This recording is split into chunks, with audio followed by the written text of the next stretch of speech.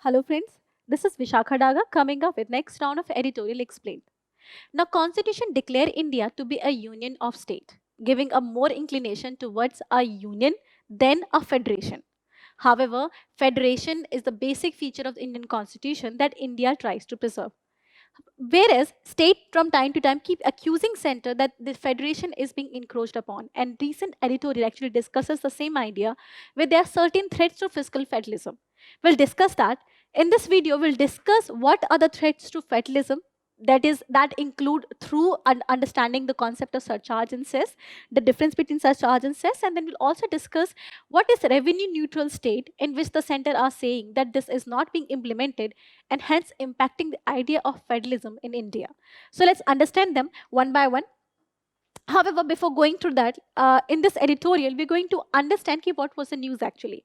Recently, central government reduced the cess or the excise duty of rupees 5 and 10 on the diesel and petrol respectively. However, the state are calling center as a hypocrite in this case because they are saying there are certain power of the state that are being encroached upon by the center. It is this idea that we're going to discuss in this video. But before that, we need to understand what is surcharge and cess. It's only then we will be able to understand the concern of the state. Now, to understand surcharge and cess, the both are actually tax on tax. Right now, I'll explain you that concept here. That how tax on tax are different from actually tax itself. Let me take an example. That there is Ramesh. Ramesh is actually having an earning of 100 crore per year, right? And he's being taxed 30%. Let's say that corporate tax is 30% in this event. Now, in this case, he'll be paying a tax of, right? So in this case, he'll be paying the tax of 30, wait a second, nearly 30 crore because of the 30%. But what if Ramesh was asked to pay only 5% tax? Now, in this case, the tax he will pay will be the 5 crore. But let's forget this case. This was an example of tax. If somebody is asked to pay 30% tax, they will pay 30 crore. If he's asked to pay 5% tax, then it is 5 crore. This is the concept of tax because tax is levied on the total income that is being earned. Tax is levied on income earned. However, cess and surcharge are actually tax on tax. They are not actually levied on the income, but they are levied on the tax that is being paid. So they are taxed here. Per se, I'm giving an example. If somebody has to pay actually surcharge of 5%, if somebody is paying a surcharge of 5%, then in such a case, I'm taking an example of Ramesh only. If Ramesh has to pay surcharge of 5%, that means he will pay 5% on 30 crore because 30 crore is its taxable income. He have to pay 30 crore is a tax he's paying. And surcharge is a tax on tax. So on 30 crore, he will have to pay 5%. In this case, the 5% will be 1.5 crore. I hope this makes it clear. The tax is paid on the income. If Ramesh was to pay a tax of 5%, then he would have paid 5 crore. If he had to pay a tax of 5%, then he would have paid 5 crore. But he's been asked to pay surcharge, and surcharge is not paid on income. It is paid on the taxable income, actually paid on the tax itself. It is paid on the tax itself. So surcharge of the 30 crore will be 1.5 crore. So surcharge is 1.5. At the end, Ramesh will pay a tax of 30 plus 1.5, that is 31.5 crore tax he will be paying. In tax plus the surcharge. Achha, these both are tax on tax, but they have three major differences. Three major differences that you're going to remember in here. Number one, surcharge is paid on minimum income. That means a certain minimum amount of income if a person is paying, then on that after that a surcharge is being paid by everybody. On the other hand, cess does not depend on the minimum income. It is paid for specific purpose. So in case of surcharge, purpose is important, whereas in case of cess, the purpose is important. However, in case of surcharge, minimum taxable income is important. Okay? So often it is levied on wealthy people whose income is more than 10 crore or whose income is more than 100 crore. So everybody who's earning more than 100 crore is supposed to pay a tax of at least 5%, at least 10%. So that is surcharge. Surcharge is actually levied on the wealthy people. So here the wealth is more important.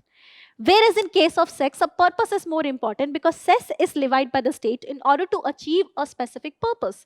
Per se, I'm given an example. If there is a health sex, health and education cess is actually applied by the center here. Health and education cess of 5%. Now here, it will not matter whether somebody is actually earning only 70,000 per month or 1 or 5 lakh per month or actually 10 crore per month. Everybody will pay cess of 5%. Whereas in case of surcharge, only this person will pay surcharge. Why? Because his income is beyond certain minimum level. So cess is paid by everybody, irrespective of the income they have. Whereas surcharge is paid only by the wealthy people. In case of surcharge, the purpose does not matter, only minimum income matter. Now, third and most important fact, that in case of surcharge, just remember, in the surcharge is based on tax. So right, so first if some Ramesh is earning 100 crore and he's paying a tax of 30 crore, if surcharge is 5%, then if you calculate, it will be 1.5 crore. So in this case, the tax that is paid by Ramesh is 30 plus 1.5 31.5 crore here. However, if center has levied cess as well, then remember, cess is paid both on tax as well as plus surcharge. So while you are going to calculate the tax, that is cess, you will calculate how much of tax Ramesh is paying already. Ramesh is paying 31.5 crore. On this, 5% tax will be levied, which will be around 1.6, 1.9 crore something. So at the end, Ramesh will be paying the tax of is equals to, which is 30 crore, which is a normal tax, that basic tax he's paying, plus 1.5 crore, which is actually surcharge he's paying, plus 1.6 or to 1.9 crore, which is actually cess he's paying. So cess is calculated when the tax is surcharge is already calculated. Keep this thing in mind. This is important. Also, Ramesh is paying that, but that does not mean everybody will be paying it. Maybe Suresh was actually earning only 5 lakh per month or 70K per month. These people will not be paying surcharge in this case. And here, the tax will be simply, this will be eliminated. Only 30 crore plus whatever the income they were earning, on that a particular 5% of tax will be levied. This is the basic difference between cess and surcharge. Now, if you've understood the cess and surcharge, this was just for the basic clarity only, but the main idea was that surcharge is levied on tax and tax. From here, the concept of federalism is going to arise. Why? In order to understand, you need to understand the three important articles of the Indian Constitution. Now, Article 269 says that wherever this tax is levied, now this is actually collected, levied by center, plus collected by center. However, this is actually distributed to state. So the money goes to the state. Levy and everything is done by the center only. Now Article 270. Article 270 says that this tax is actually collected or levied or whatever is done by the center, but this is distributed, divisible pool in between the center and state. Center and state. State gets nearly 41% of revenue in here. But it is Article 271 that bothers the states the most, because Article 271 says that irrespective of what is said in Article 269 and 270, whatever tax or surcharge or cess, whatever surcharge or cess that is levied by center in here, the money will go into the Consolidated Fund of India and is not necessarily being actually shared with the state. So surcharge and cess doesn't have to be necessarily shared with the state.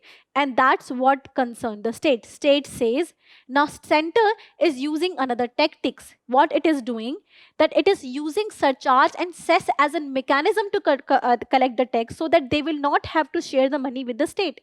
Because if they collect it under 270, they'll have to share it with the state. If they collect it under 269, they will have to actually share it with the state. But if they collect any tax under Article 271, that is cess and surcharge, they are no longer obligated to share it with the state.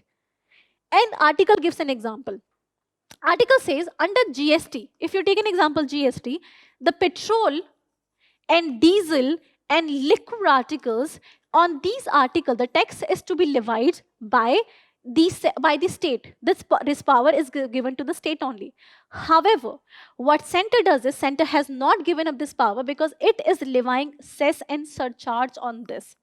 The taxation power is with the state, but the center is levying the cess and surcharge on this. An article gives you a figure. Article says on the petrol product, the state, entire state as an infrastructure, is earning nearly 3.7 lakh crore. The central government is earning nearly 3.7 lakh crore. Of this, only 1800 crore is basic excise duty, the revenue which goes to the state. Rest 2.3 lakh crore is actually earned under the category of cess, and 1.2 lakh crore is special additional excise duty. Now these are the money that is going to the center. The basic excise duty is what the state is earning, and state is not earning what is expected to the extent the article says ki of whatever basic tax that goes to the state, they're getting only 4%. The rest 95% is actually calculated under the category of additional excise duty or the cess, which goes to the center only. That means the state center did not have power on it, but using the power of cess and surcharge, center is actually encroaching the fiscal power of the state. Article discusses this very beautifully, taking an example like this. This is very good example, you can write it in somewhere. Now, going to the second problem that the article says. Article says this is not it. Under GST, in fact, before GST, state had power to levy taxes and collect taxes. But when GST came into being, various taxation power from the state was taken away from them. It is said that it will actually improve the ease of doing business, more revenue will be there. And if state face any kind of deficit in this case, the state will be compensated. It is said it is revenue neutral rate will be applied. That means that rate will be applicable as a GST, by which state will not be losing their revenue. The revenue will be the same. Example, if Goa was earning 9 lakh crore, then even after GST is implemented, they will actually at least get the 9 lakh crore. Now, for which GST rate was supposed to be 16%. However, currently GST rate is 11%. That means states are earning lesser revenue, and the state are not being given compensation for it. So the article actually puts a complaints about it. Ki the state is not having power. Then article goes a step ahead and says that ki this government is of corporate. Now this is far like going too ahead, but this is what article is saying. Article says ki what is happening right now is that central government is giving more power to the corporate, and it is giving a favor to the corporate. Taking an example of national monetization pipeline. It says under national monetization pipeline, the center is actually selling most of the national assets, and these assets are going to the corporate body, right? So they're saying it is these assets belong to the public, they belong to the people. However, these are being sold to the state. Article also says that many of these corporate, they are paying lesser amount of tax because tax is being reduced by the central government. And when the corporates fail, they are causing NPA. However, state government, actually the central government come to rescue them. So article says in every possible way, this government is actually serving more corporates, and the people is going, the tax money of the people is going to the corporate, and this is what article is talking about. So these are the three allegations that article puts. Number one, that using cess and surcharge, this revenue of the state is being taken away. Second, the revenue neutral rate was supposed to be there to maintain the autonomy of the state. However, that is not being maintained. And third, it is saying that it is thus government is favoring more corporate than the people. So overall, it says that this entire scheme is hurting the fiscal federalism. Just keep this in mind. We are working in a time where most of the schemes are being actually framed, programmed, and actually implemented. Framing, programming, and implementing is done at the local level now, and they do wonders. And we have seen this in case of Kerala, or in case of Odisha. The more the decentralization, more these activities take place at local level or state level, the better the policies are implemented. However, in order to implement them, they need money. It's the money part they actually state are lacking the most. Of all the federal parameter, the fiscal federalism is most threatened, right? But if we are to protect the autonomy of the state and freedom of the state to deal with pandemic, because remember, those states which had more power, more fiscal power, were able to deal with the pandemic more efficiently. And that's why in the more ideal scenario, it is good for the center to give more away, more power to the state, so that the basic demands or the basic facilities of the people is being available to them. I hope this entire editorial explaining the federalism was helpful to you. Now, if that is the case, do like and subscribe the video. If not, put your comment in the comment section so that we can work on it. Thank you so much. Current Affairs by Forum IAS is an all-in-one program that covers the dynamic aspect of the syllabus from both prelims and mains perspective. Last year, we have helped more than 100 students crack IAS with our current affairs classes.